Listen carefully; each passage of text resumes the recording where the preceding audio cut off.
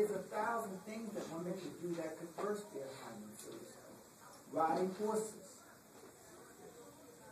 running up and down, all of these things could cause the same problem. You're not speaking of course. Okay? And so then some men had to find ways of fabricating things. Yes, okay. And especially, let's say if the man had already been with his wife before they got married, then he got to come find somebody where he gets some red ink or something to spill on himself. To come down like that. But that's that people do that. People do that, those kinds of things. Okay?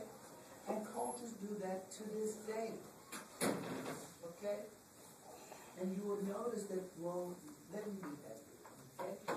So anyway, we have those patterns, and the thing is that notice that patterns change over time. Okay? This culture used to it was very serious that women were supposed to be virgins when they got married. Okay? And that's what the schools taught. Okay? They would teach the girls and the boys. Okay? The boys who were stupid and the smart ones would. But what they would teach the girls is why would the man buy the cow if he gets the milk for free? Okay? And that's what they would pass that out to the girls. Why they buy it? And the Catholic Church would teach the girls that the most precious thing you can give the man is what you have in your body. So you don't give it up for nothing. Okay? That's what children look for. And that's why today you see that I'm talking about abstinence in the children. Don't teach the children things like contraceptives. You don't teach that. You don't give them prophylactics because that's encouraging them. What we want them to do is to save themselves. Okay? And that goes on. And so one of the things that you look at someone like Romney, and that's one of the things that's appealing about it. Okay? The thing that's appealing about the Mormons, even though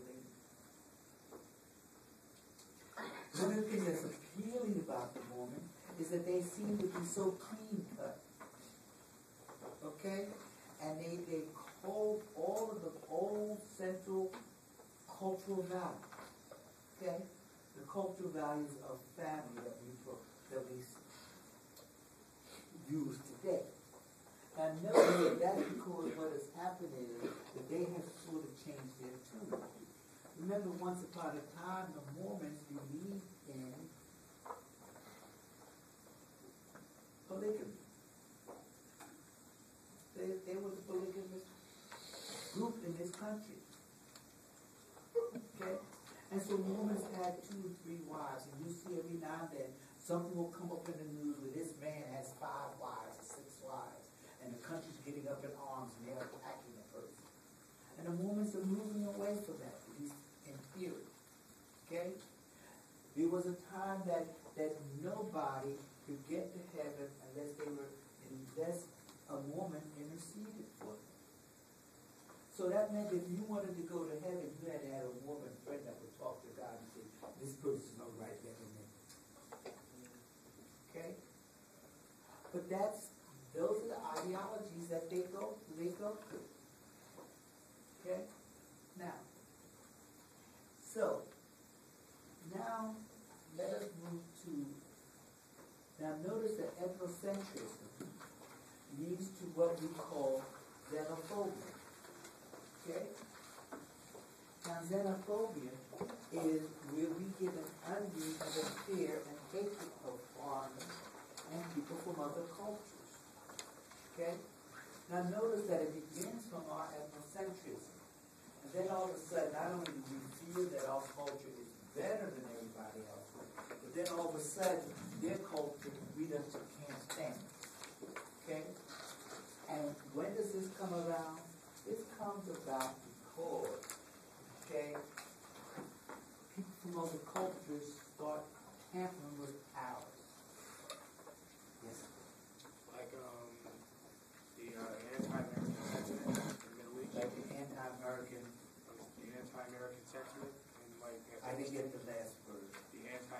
Sentiment? Not Sentiment, yes, okay? But it's not the anti-American sentiment no. It's not that it's the sentiment against us.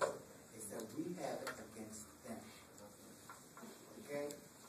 Now, notice that one of the things that what happened, okay? All the Mexicans start coming in. They come into California, New Texas, New Mexico. They all come across the border into Colorado in droves. Okay? Now, our xenophobia comes in. We don't like it. Okay? And what happened? What happened when all of this influx of Mexicans happened? Remember, Mexicans are the largest group of Hispanic people that we have. Okay? What happened? Well, the thing that happens is that all of a sudden, we decide that we've got to change our language a little bit to accommodate the Mexicans. Okay? We have to go, and what happens when you go someplace now? You see, I'm using words, okay? You see one word in English and one word in Spanish. Isn't that interesting? Okay? You go to a government office and all of a sudden they've got to have somebody who speaks Spanish. We don't say that the Spanish person has to learn English. We say we need somebody that can speak Spanish. So there's part of the culture that gets upset about that. Say, why are we changing all of our laws to accommodate this group of people?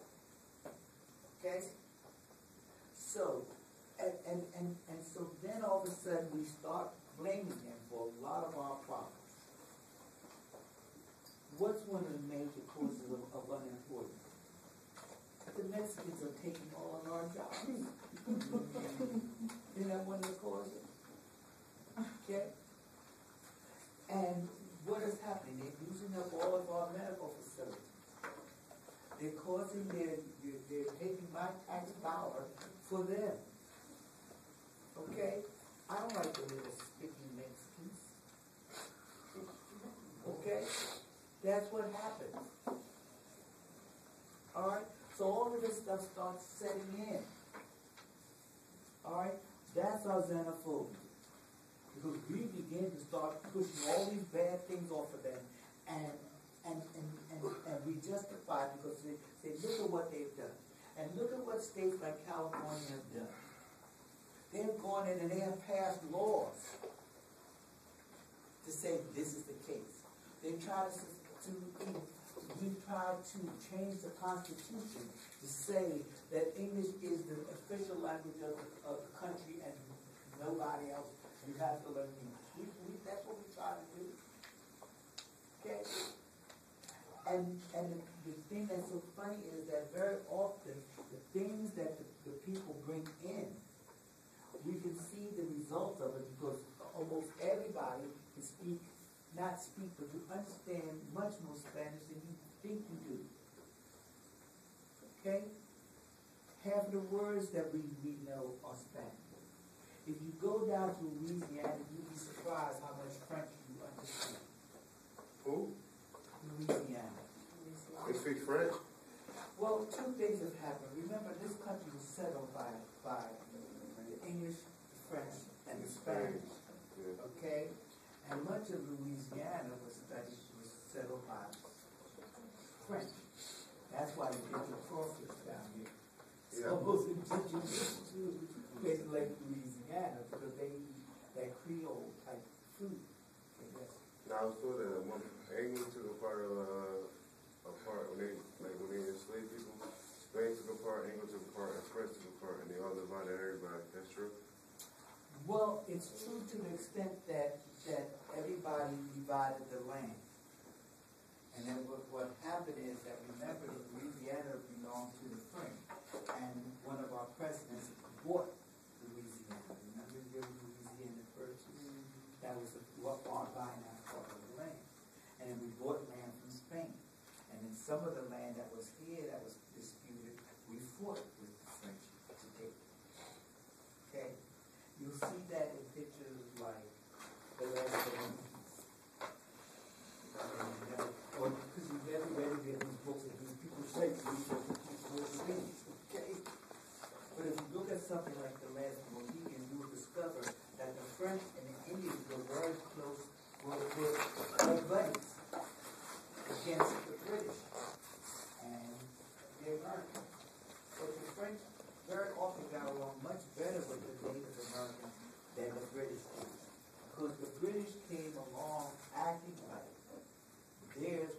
superior culture on the planet. And every place the British went, they wanted to put in their culture. Everything else was wrong. Okay? And the Native American, very often, if you look at that, you'll discover that many of the Native American tribes could speak French. Some could speak English, some could speak Spanish, but some of the tribes spoke French. And if you go to places like Louisiana, what you will discover is that if you look at their street signs and you look at their churches and things, they talk about parishes and things of that. That's French. You go to California and you discover that half of the things over there are in Spanish. The names of streets. San Bernardino, that's Spanish. Okay? You understand? So half of their streets are in Spanish. Because the Spanish came up from Mexico. And they were there before the Americans were there. When we talk about the Alamo, remember that was Spanish. That was owned by Mexico. We went in there and we beat them and took it. And we go there now talking about remember the Alamo, remember the Alamo. Now we say that from this standpoint, but from the Spanish standpoint, the Mexican standpoint, that is nothing for us to be bragging about. They don't see that as a good. It's like the Native American children. One thing they talk about, there's nothing that's going to break my heart more than see my kids go to the movies and the cowboys are fighting the Indians and they're rooting for the cowboys.